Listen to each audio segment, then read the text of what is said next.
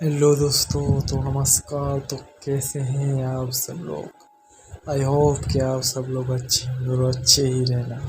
तो चलिए आज की नई कहानी की करते हैं शुरुआत। दोस्तों, ये कहानी एक गांव की कहानी है, गांव के बाहर थोड़ी ही दूर। दोस्तों, ये कहानी भूत को मुक्ति दिलाने के बारे में है। दोस्तों, एक टाइम की बात है, एक गांव था। गांव के बाहर थोड़ी ही दूर पर एक पुराना लेकिन बहुत बड़ा घर था। दोस्तों, उस गांव के लोग कहते थे कि उस घर में एक भूत रहता है, इसकी वजह से वहां पर कोई भी नहीं जाता। एक दिन एक लड़का उस घर में घूमने के लिए चला जाता है। उसने लोगों से उस घर की कहानी भी सुनी थी, लेकिन फिर भी चला गया। लेकिन उसने सोचा कि यहाँ सिर्फ एक अफवाह है। लड़का अब घर के अंदर जा चुका है। पूरा घर मकड़ी के जालों से भरा हुआ था और अंधेरा भी काफी हुआ था। वो अंधेरे और खाली कमरों में घूमता रहा। कुछ ही देर बाद वो थोड़ा सा डर गया, लेकिन उसने हिम्मत नहीं हारी। अचानक लड़की के कानों में एक अजीब सी आवाज सुनाई दी। वो आवाज उसके पीछे से ही आ रही थी। वो लड़का झट से घूमकर पीछे देखा तो उसने देखा कि वहां पर कोई भी नहीं था। लड़का फिर से अब आगे की ओर बढ़ा। उसने एक कमरे में से एक सफेद और डरावनी परछाई उसके सामने आती हुई देख ली।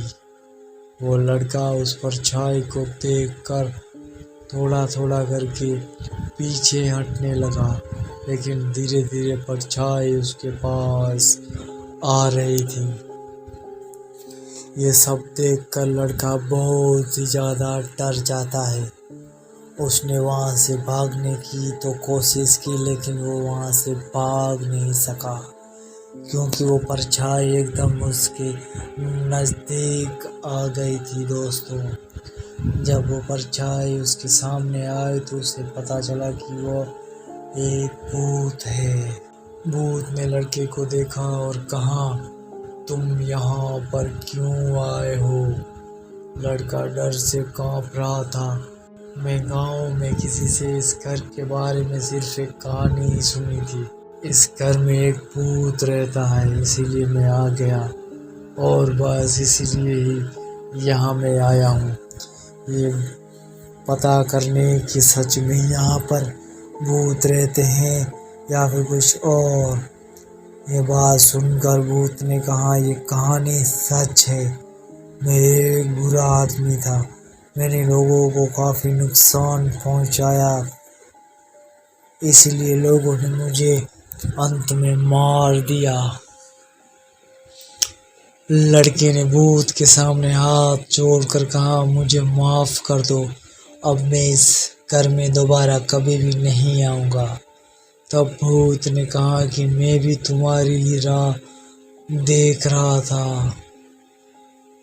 मैं भी तुम्हारी तरह हाथ जोड़कर सबसे माफी भी मांग रहा था, लेकिन मुझे माफ नहीं किया गया और सबने मिलकर मुझे मार डाला।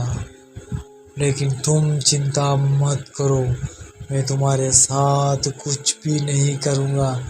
मैं तुम्हें एक बात बताता हूँ, बस तुम मेरा एक काम कर दो। भूत ने लड़के को बताया कि लोगों ने मुझे मार तो दिया, लेकिन मेरा अंतिम संस्कार अभी तक नहीं हुआ है, इसीलिए मैं इस हवेली में फंसा हूँ।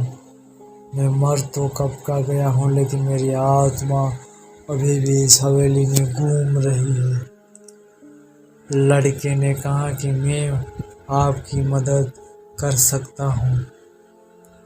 लड़के ने भूत को बताया कि मैं एक पुजारी को जानता हूँ, वो आपको इस भूत के शरीर से पूरी तरह से मुक्त कर देगा।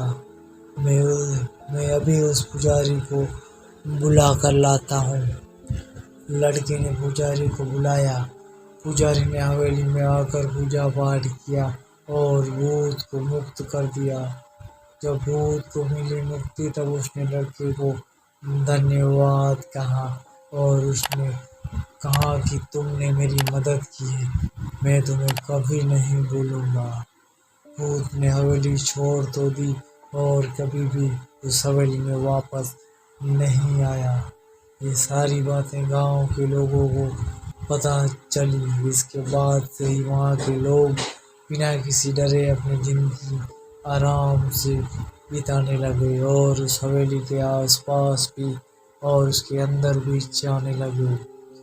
ये कहानी हमें सिखाती है कि बुराई को हमेशा माफ नहीं किया जा सकता, लेकिन अच्छे लोग हमेशा मदद कर सकते हैं। तो दोस्तों, ये कहानी आपको कैसी लगी? ये कहानी अगर आपको अच्छी लगी तो वीडियो को फौरन लाइक कर दें और चैनल पर नए हैं तो चैनल को फौरन सब्सक्राइब कर दें। दोस्तों, अगर आपके पास भी कोई ऐसी कहानियाँ हैं तो हमें हमारे ईमेल आईडी पर आप भेज सकते हैं। थैंक यू दोस्तों।